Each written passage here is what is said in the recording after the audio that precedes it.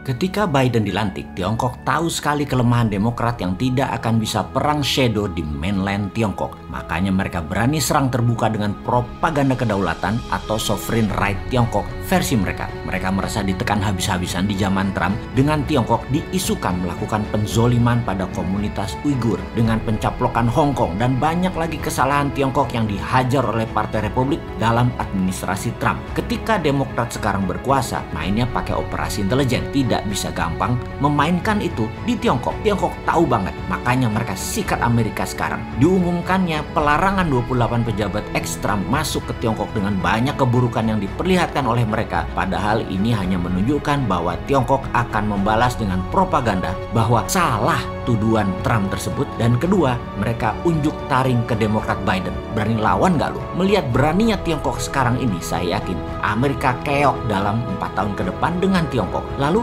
Indonesia bagaimana? Kita saat ini miring ke Tiongkok dalam hal menerima investasi Tiongkok di tanah air yang menyedot sumber daya alam mineral Indonesia. Secara akunting, emang negara untung? Ya enggak lah, mana buktinya? Lihat APBN tuh, ada nggak untungnya dari kehadiran Tiongkok di Indonesia yang menyedot sumber daya alam mineral tersebut? Mengapa? Gini loh dagangnya, saya urai ya. Urusan main mineral walaupun skala garasian lumayan lah. 25 tahun saya sudah berdagang hal seperti itu. Jadi kita melihat dari dua kacamata, sebagai penghasil mineral atau sebagai penjual mineral. Ini penting, karena kalau Anda sebagai penjual mineral, kadar kandungan mineral Anda harus tinggi supaya dijual dengan harga tinggi. Yang kedua, yang geblek adalah harga internasional yang kita anut. Ingat, kata geblek akan saya ulang-ulangi ke depan ya, biar seru gitu loh. Di sisi lain, sekarang Anda adalah pembeli mineral. Benar, Anda ingin kandungan mineralnya besar, namun Anda ingin beli dengan harga kandungan mineralnya kecil. Paham? Belum paham? Saya lanjut ya. Begini misalnya, kandungan nikel. Anda penjual nikel ore atau mentahan atau masih dari alam, belum diproses, katakanlah dari tanah kandungan Anda per ton ada 500 gram nikel. Ini hanya contoh ya, for the sake of discussion ya. Maka sebagai pembeli Anda ingin kandungan nikelnya besar, betul ya? Namun itu bukan mental pedagang. Pedagang akan bilang, kita tes ya kandungannya. Nah, alat tes tadi yang ada di seluruh lab komersial dunia itu rendah sensitivitasnya. Jadi dibacanya paling 400 gram nikel, padahal bisa 700 gram aslinya nanti setelah diproses. Ini kita tahu banget. Jadi pinternya semua itu dimainkan di alat dan disertifikasi.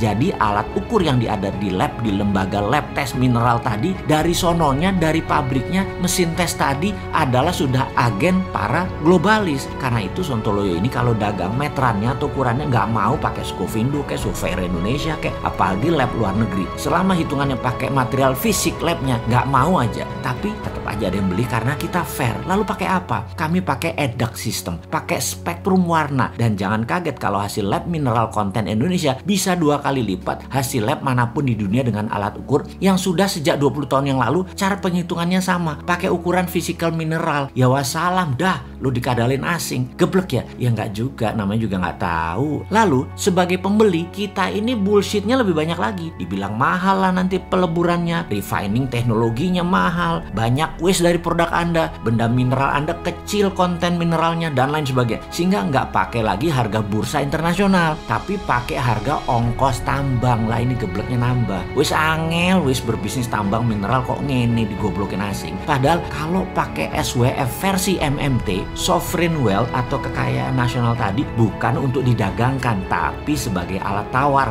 atau sebagai underlying cetak uang.